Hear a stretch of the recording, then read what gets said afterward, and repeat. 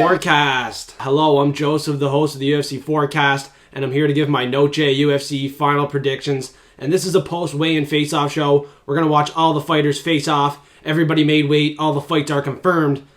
And first of all, vamos a ganar dinero. Let's fucking make some money here on this show. Starting it off with the main card, the main event. Shevchenko and Alexa Grasso, number 2. And this could be a change in other guards. It very well could be, but I think Valentina Shevchenko is priced at a very good price, like 161, and I think I will take that. I don't think I'm going to have it in parlays, anything like that, but for my pick, I'm going Valentina Shevchenko. I think she still has it. She's only 35. I feel like she has a little bit more left in the tank. Her last fight, she had 4 to 6 takedowns, a lot of control time, and I feel like she can get a lot of takedowns again and control time. I don't think much is going to change other than her tightening up some of the mistakes that she made. I don't think she's going to go for any spinning attempts and get caught in a submission here. It's going to take a fluke win for Alexa Grasso, in my opinion, by submission or by knockout. It's going to have to be a finish for Alexa Grasso to win this fight. I know she is the champion. She is a pretty good price tag as well. Underdog spot, 230. She was 240 earlier in the week. So either side you're on, you're getting good value. But I got to go with the bullet, Valentina Shevchenko, and new. She is one of the GOATs in women's mixed martial arts. And I believe the first time was just a little fluke, a hiccup. And she got her wake-up call most definitely. I see a lot of people comparing this fight to Edwards and Usman, but I really don't see it. I feel like Shevchenko is going to be super hungry, possibly come out here and get the finish, but for the pick, I'm pretty confident Valentina Shevchenko is going to get this one back. And next up, we got the lock of the week, Kevin Trailblazer Holland against Della Maddalena. And on Twitter and Instagram, people are back and forth on this fight. The face-off is not too intense, not too much eye contact. Kevin Holland's a little bit awkward. He's unorthodox, and he's going to be tricky to deal with for Della Maddalena, who is 5-0 in the UFC, but he has wins over guys like Danny Roberts, Hot Chocolate, Pete Rodriguez. His last fight, it was an 8-4 split decision win. He got taken down and controlled, like I said on the early prediction show. That's not impressive. That shows red flags for me. I feel like Kevin can use his wrestling here. He's going to make this a mixed martial arts fight. He's not going to keep this standing. He gave respect to Stephen Wonderboy Thompson and kept it on the feet. He's not giving respect to Della Maddalena. He's going to take him down at submit him most likely here. If not, he's going to ground and pound him. I'm very confident as an underdog, Kevin Holland's coming in here and getting it done. Against Michael Chiesa, people thought he was going to get submitted, and he ended up getting the Bravo choke there. He has 2 Bravo chokes. I could see the Bravo choke here again. And I'm not just being biased here. Like Della Maddalena, I think very highly of this guy as well. And I could see the knockout for Della Maddalena, not going to lie. If he wins, it could be a body shot. I see a lot of people forecasting that. But at the end of the day, his knockouts are against guys that aren't as high level as Kevin Holland, in my opinion. I think Kevin Holland's going to be a sharp striker in there. He has a reach advantage. He's going to be very accurate as well. And like I said, he's going to make this a mixed martial arts fight. So do not be surprised if Kevin Holland can get the submission here. I believe it can happen, and it is a value prop for me this week, so stay tuned till the end, because I have a lock prop, value prop, and underdog prop. And in Discord, I post those early. And also in Discord, we have a giveaway bot set up right now, and that ends in 24 hours. We're going to have one winner winning $500. So jump in Discord. You get access to the props of the week, and you can expect more giveaways in the future, most definitely. Let's keep it going, forecasters. And next up, the 18-year-old Raul Rosas Jr. and Terrence Mitchell. And I was joking around. I was saying Terrence Mitchell could come out here and knock this 18-year-old out. Rosas Jr. does not have good striking. He's not that accurate. The way he's going to get this done is get the takedowns, get the submission, and get it done early. Because Terrence Mitchell is going to come in here hot. He's wild as fuck. You can tell just by the interviews he's wild. He's a wild striker, 100% finish rate, but he also has been finished 100% of the time. Actually, he has 1 decision loss, but it's to an 8-6 opponent, so Rosas Jr. by decision will smoke him. But I expect this one to be a finish. Terrence Mitchell said he's been training hard to get into the UFC, but, you know, his last wins were 1-1, 4-2, 3-6, 0-1, so I can almost guarantee you the odds are right. Rosas Jr. should be a huge favorite, and he will smoke him round 1 submission. But I'm telling you, he's on the feet. It could be sketchy. Terrence Mitchell is wild as fuck, and Rosas Jr., in my opinion, is not a good striker, but he is training at the UFC PI. He should be getting better. I believe he was at Sarah Longo MMA training with Sterling and some of those guys, so he has been in there with some pretty high-level competition. Expect him to constantly be improving at 18 years old. He is legit, like I said on the early prediction show. I think he's going to win here. and I think he's safe to parlay, probably by submission. I don't think he's going to get the KO shot, but, you know, you never know. Play it to finish. Be safe with it. I can't see this one going the distance. And next up, we got Daniel Zellhuber and Christos Giagos. And Giagos is my first underdog of the week. And people are making me worry about it. I see people locking in Daniel Zellhuber. But, like, Zellhuber hasn't impressed me, man. His debut against Trey Ogden, he got pressured and only got taken down once and controlled for a bit there and lost. I think he could lose this fight to Giagos. People are not giving this guy respect, man. He's been in there with Charles Oliveira, Gilbert Burns, Josh Emmett, Ermin Sarukian. Like, these guys will never be in the octagon with Daniel Zellhuber anytime soon, in my opinion. They're going to feed Zellhuber easy opponents. And this is a opponent that I don't think is that easy. He's training at Killcliff FC.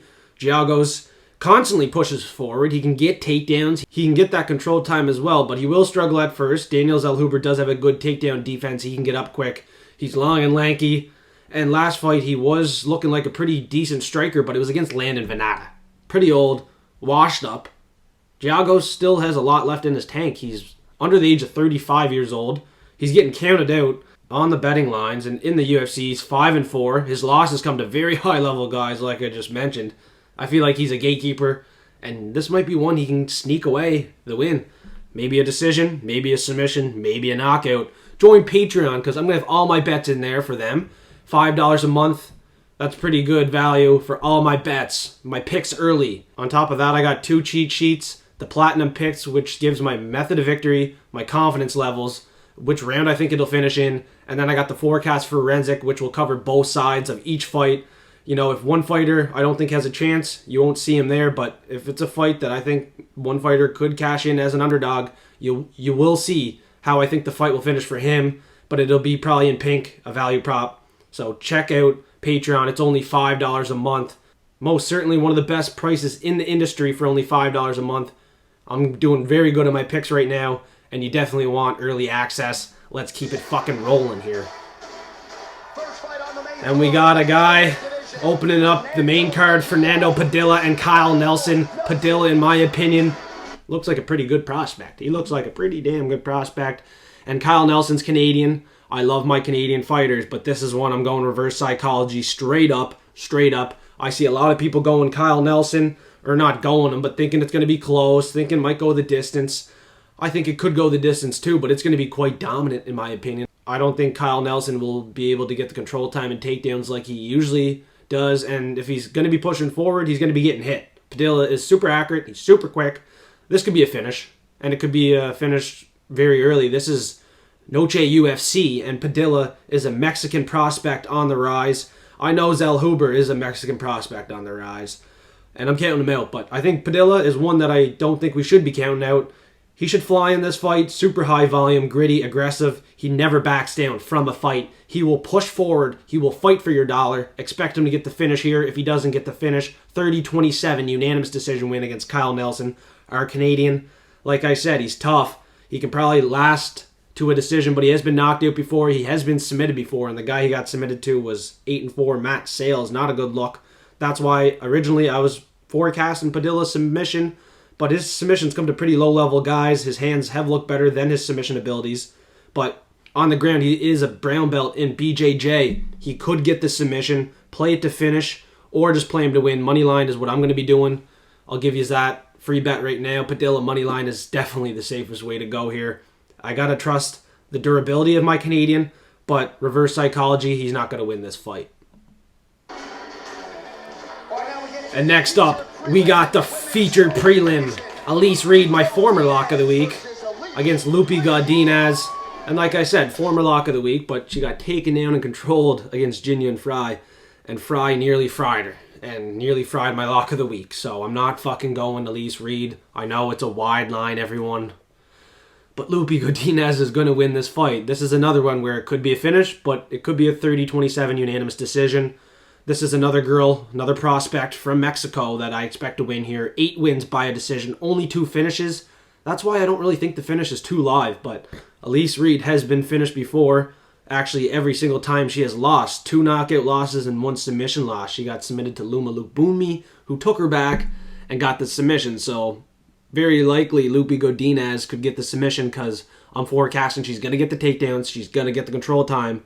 She's very easily going to win this fight. On the feet, her striking defense is 62%. It should hold up. Elise is going to be durable, tough, push forward, swinging away, but I don't think she's going to land too much, and she's probably going to get taken down with that 50% takedown defense. This is not an underdog that I'm looking to bet. And next up, we got my most confident pick of the night, Roman Kopylov against Josh Fremd. Josh Fremd, I don't know if anybody's picking him. I did see one person pick him maybe, but that is insane. I think this guy has no chance. I think he has no chance. Went the distance with Jamie Pickett, bottom of the fucking barrel in this division. And Roman Kopylov, I look at that side and I'm like, this guy could potentially be a champion. Like, this guy's hands have looked phenomenal.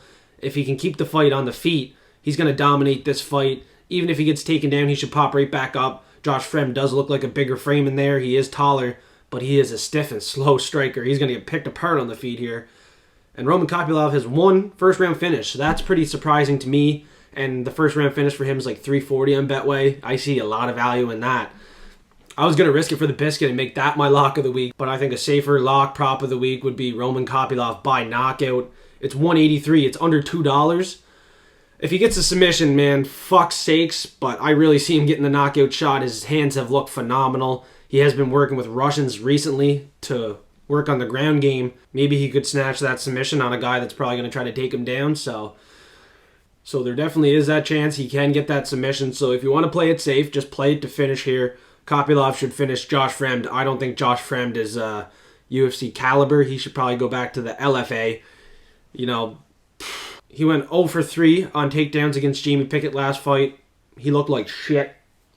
And this is a step down in competition for Roman Kopylov. Like, I 100% guarantee you he's going to win this fight, and he's going to finish Josh Fremd. If anybody you listen to takes Josh Fremd, man, dear, probably just find someone else to listen to. And next prelim, we got Edgar Chairez, a big favorite against Daniel Lacerda. Call me crazy. Call me crazy. Seriously. In the comments, give it to me. Call me crazy. This guy's 0-4 in the UFC. He has been finished every time. Both sides of the record. He has a 100% finish rate. And he has been finished every single time. But now he's fighting a guy that's 10-5. Put up 26 strikes against Tatsuro Terra. And yeah, he had a couple submission attempts, but he's just going for submission attempts and not getting them. I believe Lacerda is going to be slimy enough to get out of those submission attempts. And I know he has been submitted once before to Francisco Figueiredo, but, you know, I think he's definitely been working on his game. He wants to keep his UFC contract. He's been training at Shootbox Diego Lima. He's been training with some pretty high-level guys. This gym has been producing killers. And this guy has just had a tough go-over. 0-4, finished every time. Everyone's counting him out here. And I hope everybody gets burned on parlays that have Chairez. I think Lacerda deserves some respect here. He is very entertaining. He's very dangerous. And he looks ready to go here at the face-offs. I know he's reckless. I know he could get knocked out in the second round. That's very likely too. So if you want to fade my dog of the week, this is my second dog of the week. And my dogs have looked like fades of the week, not going to lie. But this is a guy I don't know if we should fade. He's a finisher. He's super dangerous. I'm calling the finish here. Probably by knockout shot, round 1. Daniel Lacerda. Let's get it. And on the last prediction, I just said if anybody's taking Josh Fremd, probably shouldn't listen to them. And I just went and took a huge underdog, Daniel Lacerda. But there has been a little bit of money coming in on him. I see a couple other people taking him as well. I don't think we should count this guy out. And I definitely think he has more of a fighting chance than Josh Fremd. And next up, we got our Canadian, Jasmine Jasudavicius. She's back against Tracy Cortez. Yeah, definitely no reverse psychology on this one. I'm going with Jasmine Jasudavicius by a decision. Just go over 1.5 or 2.5 if you don't know what to do in this fight. Or if you like Cortez and you're second guessing it, parlay over 1.5 or over 2.5. This fight will go the distance. These two girls are pretty high level. And they both are very good wrestlers. But in my opinion, the girl with more dog in her is the Canadian, Jasmine Jasudavicius. She will push forward, and she will be the better striker here, unless Tracy Cortez was putting in some really good work in Brazil. You know what I'm saying? Like, that's all I think she was doing down there. She looks phenomenal. Tracy Cortez, gonna give her that. She looks phenomenal, but I don't know if she's taking the sport as serious as Jasmine Jasudavicius, who's older, hungrier. She wants to close in on that title shot as she's getting older, and Cortez still has lots of time to stick around here and improve and maybe get to a title shot someday, but I feel like she's not going to be the hungrier fighter here. She might be hungrier outside of the octagon, but inside of the octagon, our Canadian will be more hungry, and she is going to outdog Tracy Cortez. And I forecast we're going to see some true Canadian grit here. Her last name is Jasudavicius, so you guys know right away she is vicious in that octagon. Expect her to get the job done here. A little bit biased on the pick, but I see a lot of people taking her as a slight underdog here. Very good fight. Very exciting fight. And I'm excited for this one. And next up, we got Alex Reyes and Charlie the Cannibal Campbell. And Reyes is Dominic Reyes' brother. His chin, I don't know how it is. Probably not great. He got knocked out to Mike Perry in the first round, and he's been out for 6 years. Tried to make a comeback to the UFC. Got hurt. Tried to make another comeback. Got hurt.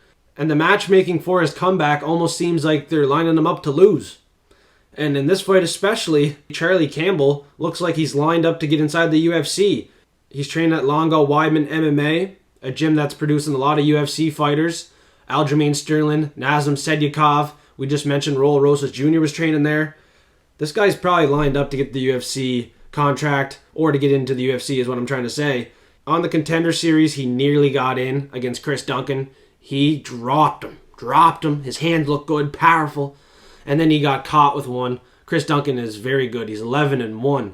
So that's not a bad loss at all. That is not a bad loss at all. Charlie Campbell has 5 knockouts, 2 decisions. His last 4 wins, all by knockout. His last 2 wins in round 1. I just expect this to be a very tough night for Alex Reyes coming back after 6 years. I think he's going to get knocked out in the first round here. Hopefully he can get into the second round, third round, make this fight exciting. But, unfortunately, with all the injuries, with the layoff, I don't think he's going to win this fight. His last win was against a 5-4 opponent, 3-4 opponent. He's fighting a cannibal now. So, good luck. And next up, we got the prelim opener, Josefine Knutsson and Marnic Man. And you know I'm going with my girl, Josefine. There's no way Joseph is going against Josefine here. She looked very good in the Dana White Contender Series. And yeah, she's a huge favorite. That's one thing you're going to mention right away. She's a huge favorite. But listen, she looked very good in the Contender Series. A lot of people might have forgot about that head kick in the first round that she almost finished her opponent with. I wouldn't be surprised if she gets a head kick KO here. Marnic Man got head kicked to Bruna Brazil. Bruna Brazil does not have the Muay Thai striking capabilities as Josefine Knutsson. And Knutsson is going to be super hungry and pissed off after Dana White didn't give her that contract. I mean, at $3, that's a very good price tag for KO. And I feel like it's live. Super live. Marnic Man is hittable. She does not have a good striking defense. Like I said, I know her name's the Sawed-Off Savage. She's probably very durable, but that's against lower level competition and girls that aren't pissed off. I think Josephine's going to come in here and spark her. Maybe in the first round, second round, KO shot. But if not, if I'm wrong on the prediction, on the outcome there, she's going to win this 30-27 unanimous decision. The underdog has no chance here. This is another one. Like, if anyone's taking Marnic Man, maybe don't listen to their predictions as much or, just take a step back because, in my opinion, Marnic Man should have no chance here. I could be wrong. This is a women's fight. And now it's time to go over the lock and dog one more time before I go. I'm 3 in a row on lock of the week, and 2 of them were underdogs. So if you guys don't agree with my lock of the week this week, that is entirely okay. I am going to risk it for the biscuit. I trust my balls, and I trust Kevin Trailblazer Holland to get the job done here as an underdog to make me go 4 in a row. Check out my full prediction up top, and check out the early prediction show as well if you want some more intel on how I think this fight's going to go down. Let's fucking get it. Another underdog for lock of the week. Not many people are trying to go for underdogs for their lock of the week. A lot of people just making pretty big favorites their locks, pretty obvious picks. I'm going to risk it. And I'm going to risk it for the fucking biscuit. And yeah, risk it for the biscuit. What about these 2 underdogs? I'm sure a lot of you disagree here. Christos, Giagos, Daniel Lacerda. I believe both these fighters are getting disrespected at 3-1 odds. And multiple predictions that you guys watch throughout the week. Both these guys probably got disrespected on multiple podcasts. This is not the podcast that these two guys are getting disrespected on. I'm going to try to be sharp and call it 2 underdogs here. Not only 2, 3. One of them's my lock of the fucking week, so let's get it. The forecast is on the rise, and the numbers haven't been lying either. My picks have been pretty good. I believe I only had 6 picks wrong in the last 3 weeks, so let's keep her fucking going here. The props of the week last week were pretty fair, not very good. I tried to go for a lot of round ones. This week we're not going for any round ones. Keep it smart, keep it simple. Let's make some money. Lock prop of the week is going to be Roman Kopylov by KO. It's minus 120. I feel like it's pretty safe, but if you want to play it even safer, play it to finish. You never know, he could get that submission. We seen Carlos Ulberg, who should have got the KO, jump on the submission. I feel like we could see it here. Josh Fremd is potentially going to be shooting some takedowns here. He could get caught in something, but most likely I think Roman Kopylov gets the counter shot, gets a head kick, gets that TKO, KO win. And make sure you guys check out my Instagram and Twitter. I've been posting content all week, and Kevin Holland is one of my favorite picks this week, and I feel like he's going to cash in here. But I'm going to forecast the submission, plus 500. He has 7 submission wins. He has a BJJ black belt, and Della Maddalena in his last fight got taken down and controlled. I believe Kevin Holland will use his wrestling here. A lot of people don't think he will, but I think he will. It's a mixed martial arts fight. Kevin Holland gave a lot of respect to Stephen Wonderboy Thompson, and don't expect him to give that respect to JDM.